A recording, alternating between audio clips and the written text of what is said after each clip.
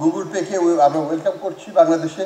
এখানে আমি মনে করি না যে বিদেশি আসলে আমাদের টাকা নিয়ে চলে যাবে, এটা এই ধারণাটা ভুল। এখানে যে জিনিসটা আসে সেটা হচ্ছে technology, management, inflow of resources, and will can learn from that. সব ক্ষেত্রে একটা ইন্ডাস্ট্রিয়াল আসলে সেই জিনিসগুলো হয়।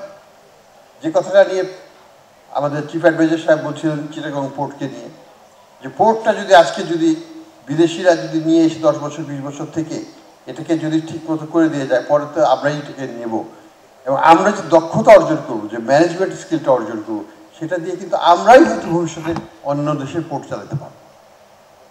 এই যে পরিবর্তনগুলো, এগুলো তো ওয়েলকাম করতে হবে। আমরা যদি সব কিছু মনে করি যে আমরাই সব কিছু আমাদের টেকনোলজি দিয়ে আমরা করতে পারবো, হবে না। এখানে সংমিশ্রণটার প্রয়োজন আছে, এটা লাগবে। দ্বিতীয়ত হচ্ছে যে এটা আমাদের একটা ফাইন্যান্সিয়াল ইনক্লুশনের একটা পার্ট। আমরা যে অন্তর্ভুক্তিমূলক আর্থিক ব্যবস্থা গড়ে তুলতে যাচ্ছি, সেখানে আমরা চাচ্ছি প্রত্যেকটা বাংলাদেশি স্কুল লেভেল থেকে তারা যেন ব্যাংকিং খাতের সাথে, আর্থিক খাতের সাথে একটা সম্পৃক্ততা গড়ে তোলে, এবং সেই প্রচেষ্টা আমরা নিয়েছি। আমরা ইতিমধ্যেই ব্যাংকগুলোর কাছ থেকে সহযোগিতা পাচ্ছি, এবং আমরা বলছি প্রত্যেকটা ব্যাংকে একটা করে স্কুলকে অ্যাডাপ্ট করে নিতে।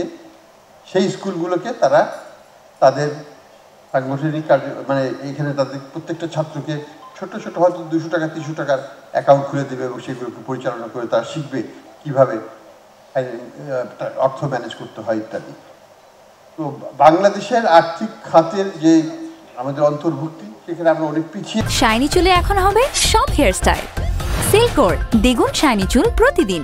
আছি, অগ্রগতি হওয়া সত্ত্বেও অনেক পিছিয়ে আছি, আরও অনেক দূর যেতে হবে।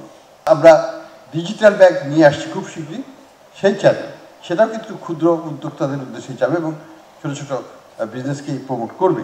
তো এই সবগুলো চ্যানেলকে আমরা একসাথে কার্যকর আরও মোর এফেক্টিভ করে আমরা একটা অন্তর্ভুক্তিমূলক আর্থিক কাঠামো গড়ে তুলতে চাচ্ছি। আমাদের ম্যাক্রো স্টেবিলিটি এবং প্রাইস স্টেবিলিটি বাংলাদেশ ব্যাংকের অন্যতম দায়িত্ব। দুটো প্রধান দায়িত্ব, একটা হচ্ছে প্রাইস স্টেবিলিটি, অর্থাৎ মূল্যস্ফীতিকে কমিয়ে আনা। আমরা সেটাই কাজ করছি। আমরা সফল হব, কোনো সন্দেহ নাই। আমি প্রথম থেকেই বলেছি যে সফল হব এবং হব। এটা আমরা সাফল্যের দিকেই যাচ্ছি, এবং আরেকটু সময় লাগবে। আমি চাচ্ছি এটাকে 5%-এর নিচে কমিয়ে আনতে, যদিও সরকারিভাবে বলা হচ্ছে 6.5 ইত্যাদি, বাট আমরা এটাকে এক্সিড করবো ইনশাল্লাহ বা আগামী বছরে এই ফলের মধ্যে। এই বছর আমি আশা করি জুলাই, এটা আর 10 দিন পরে যখন ডেটা আসবে, আমাদের balance of payment will be surplus, not deficit, overall balance of payment.